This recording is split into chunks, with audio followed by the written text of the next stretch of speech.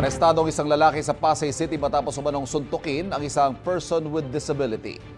Sa Pasay pa rin, hinuli ang dalawang dayuhan na nanutok umano ng baril dahil trip-trip lang. Yan ang unang balita ni Jomer Apresto. Sa kulungan ng bagsak ng dalawang dayuhang ito matapos umanong manutok ng baril sa Ross Boulevard sa Pasay City. Nagtitrip-trip sila. Very alarming nga yung ganun. Ayon sa pulisya, isang concerned citizen ang nakakita sa nangyari at agad nagsumbong sa mga nagpapatrolyang pulis. Nalaman natin yung description, hinabol po ng mga pulis natin, and yun, upon verification, nakitaan po sila ng baril at saka po ng kutsilyo. Nakainom po sila. Patuloy na inaalam ng pulisya kung ano ang background ng mga suspect at kung saan sila nakakuha ng hindi lisensyadong baril.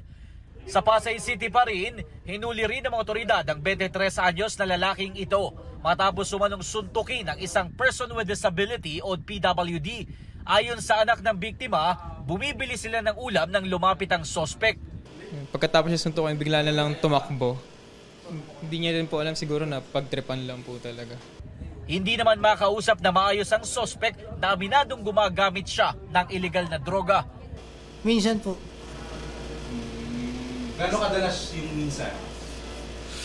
Marami. Hawak na ng Pasay City Police ang mga suspect na mahaharap sa patong-patong na reklamo.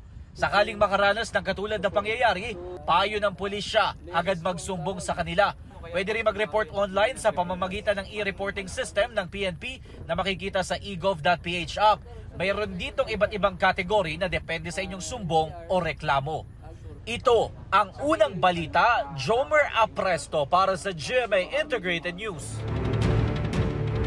Kapuso, huwag magpapahuli sa latest news and updates. Mag-iuna ka sa balita at mag-subscribe sa YouTube channel ng GMA Integrated News.